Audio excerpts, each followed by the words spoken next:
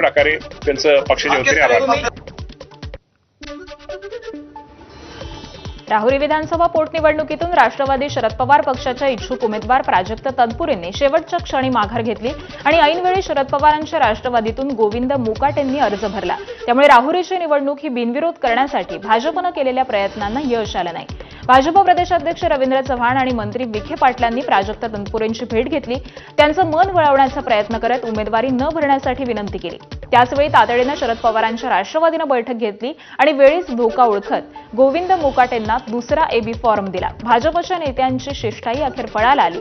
तनपुरेंनी निवडणुकीमधून माघार घेतली, पण राष्ट्रवादी शरद पवार पक्षानं लागलीच दुसरा उमेदवार हा रिंगणामध्ये उतरवत भाजपच्या कर्डिलेंपुढे गोविंद मुकाटेंच्या रूपामध्ये आपलं आव्हान उभं केलं.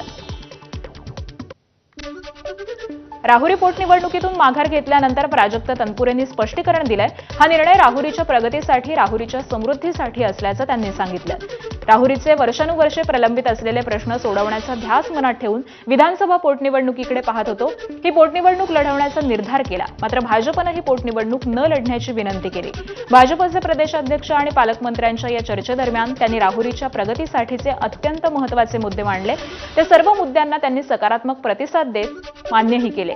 जरी आपल्या राहुरीचा आमदार दुसऱ्या तालुक्यातील होणार असला तरी राहुरीच्या विकासामध्ये कोणतीही तडजोड होणार नाही असा ठाम विश्वास आणि आश्वासन भाजपनं दिल्याचं प्राजक्त तनपुरेंनी सांगितलंय.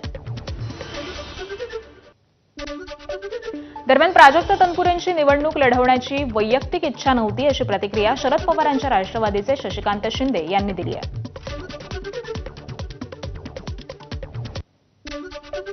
मी खरं सांगतो, त्यांनी वेटीस वगैरे धरलेलं नाही. त्यांची पहिल्यापासूनची निवडणूक न लढवण्याची इच्छा होती. कार्यकर्त्यांचा दबाव त्यांच्या वाढत होता. त्यामुळे कार्यकर्त्यांना विश्वासात घेऊन मी निवडणुकीच्या बाबतीमध्ये निर्णय घेतो अशा प्रकारचा त्यांनी निरोप दिला होता. आणि म्हणून सकाळी आपण दुपारी 1 वाजेपर्यंत आपण त्यांच्याशी संवाद करत होतो. शेवटी त्यांची मानसिकता नव्हती ही वस्तुस्थिती आहे. त्यामुळे त्यांनी माघार घेतली असेल. परंतु भाजपसोबत ते बोलणी करतात हे मात्र महाराष्ट्रामध्ये संपूर्ण महाराष्ट्र ते भाजपबरोबर ते बोलणे करायला गेलेले नव्हते. भाजपचे नेते त्यांच्याकडे गेले होते. अजित पवारांच्या विमान अपघातानंतर दोन्ही राष्ट्रवादीच्या विलिनीकरण